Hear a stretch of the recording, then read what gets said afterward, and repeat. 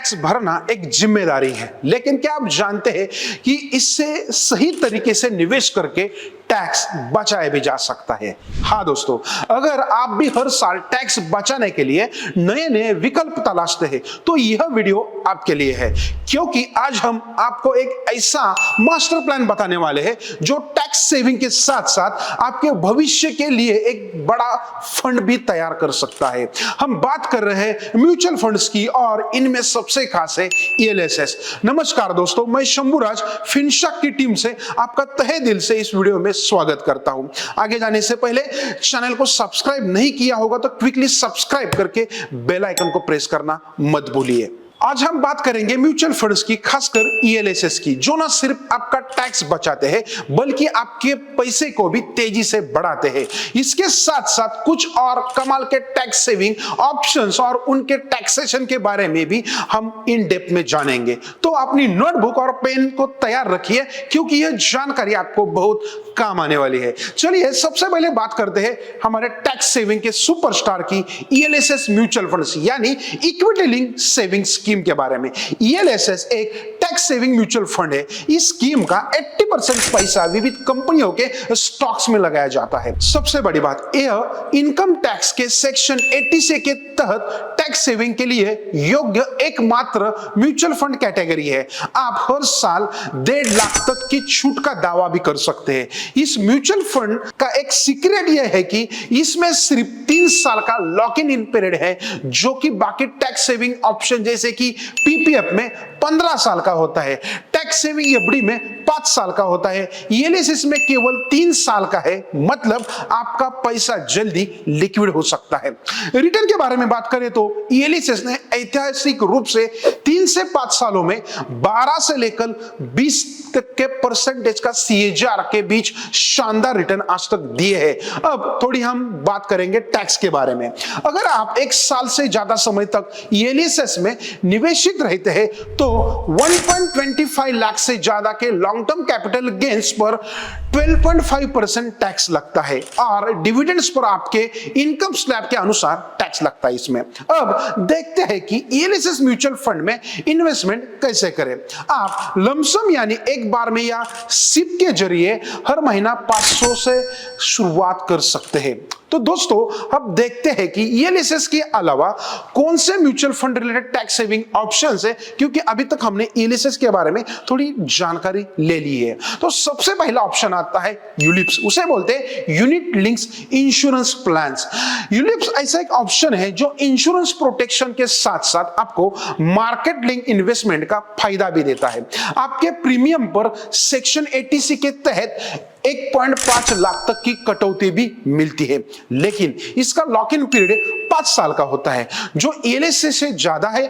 अगर आपका प्रीमियम 2.5 लाख से ज्यादा नहीं है तो मैच्योरिटी पर मिलने वाली रकम सेक्शन 10D के तहत पूरी तरह से टैक्स फ्री होती है। अगर प्रीमियम 2.5 लाख से ज्यादा है तो गेन पर कैपिटल गेन टैक्स के नियमों के अनुसार टैक्स लगता है।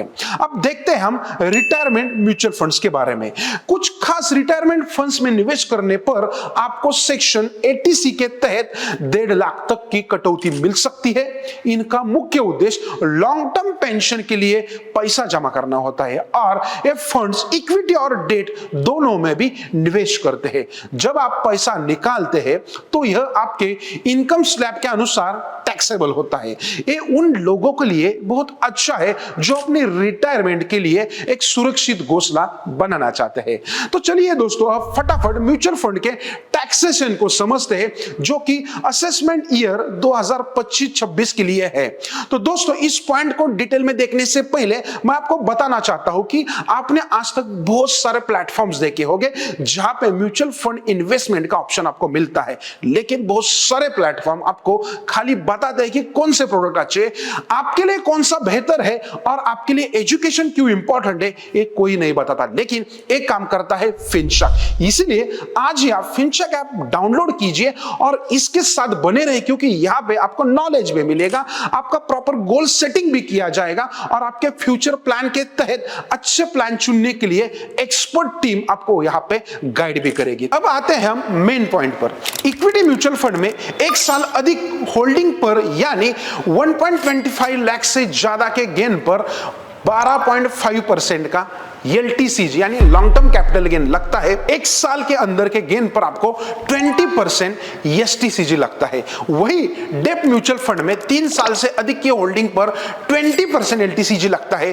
3 साल से कम होल्डिंग पर आने वाले गेन को STCG माना जाएगा, जो कि आपकी टैक्स स्लैब के अनुसार लगता है।